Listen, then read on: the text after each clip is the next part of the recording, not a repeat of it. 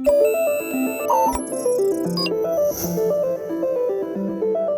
this video, we're going to be explaining how you can test the bypass functionality in each cell monitor. Could be that you might have a loose connection to the cell, so the cell monitor can't really balance the cell. That's what it's supposed to be doing there, measuring and balancing. Or it might be too cold, it might be too hot, it might be too low voltage, it might be too high voltage. Could even have a problem with the cell monitor, you don't know. There's many different factors. We're going to be running through and explaining everything on the software, and then we're going to be watching what happens here. So here you see the software, you see the 7 cell monitors we're showing there, and then we're going to click here on top of menu, and then you're going to go through hardware tab, and then on the hardware tab, you're going to click here, cell monitor tab. You click there, and you're gonna see over here on the side bypass tester. So we're gonna click there. I'm gonna open a window. This is the bypass tester window. So we actually have 3 tabs: progressive, options, results. We're gonna be running a test, so you're gonna understand what actually happens.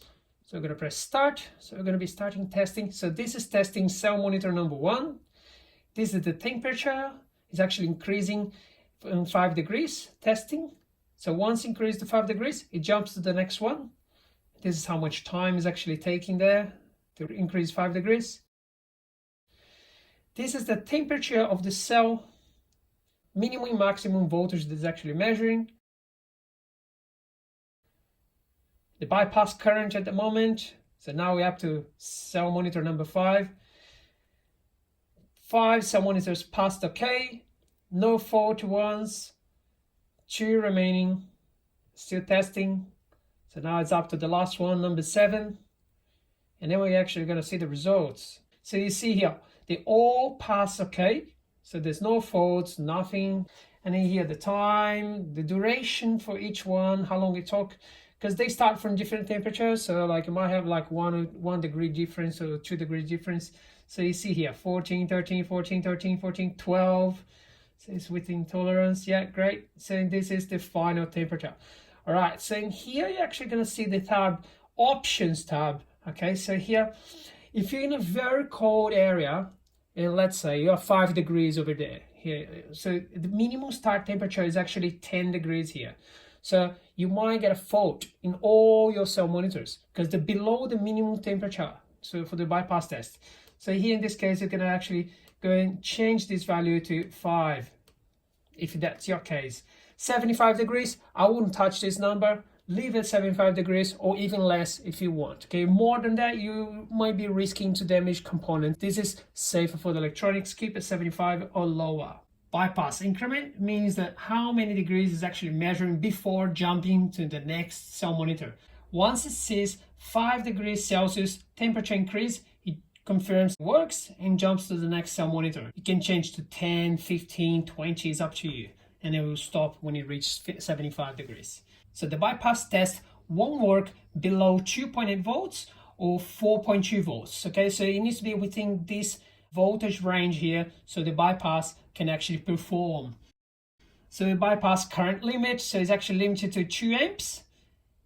And the bypass time limit is set to 45 seconds. If it doesn't see a 5 degree temperature increase in 45 seconds, it gives a fault and stops testing. There's something really wrong, okay? So you need to go and actually check if you have any loose connection. The red and the black wires, you might not be connected properly to the cell. It might be some loose connection there. So now let's just open the results here. So if you see one or few cell monitors failing here and you want to retest, it's actually pretty simple. We just go here to options and you select the range. Here we're testing from cell monitor 1 to 7. But if you just want to test cell monitor number 3, for example, so you actually start from 3 and finish at 3. So you're only going to be testing the number 3. So let's see here. I'm going to press start. Yes, so it's just testing the number 3 now. Let's see. Yes, it passed. Okay, it's perfectly working. All these results here is actually saved on a file. So you click open folder, and then here you see bypass test.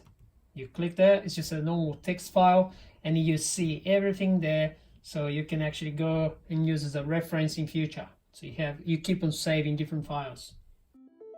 This concludes the Batrium bypass cell monitor test. If you'd like more information, go and check it out, batrium.com, or watch some more of the videos here on Batrium on YouTube. Thanks for watching.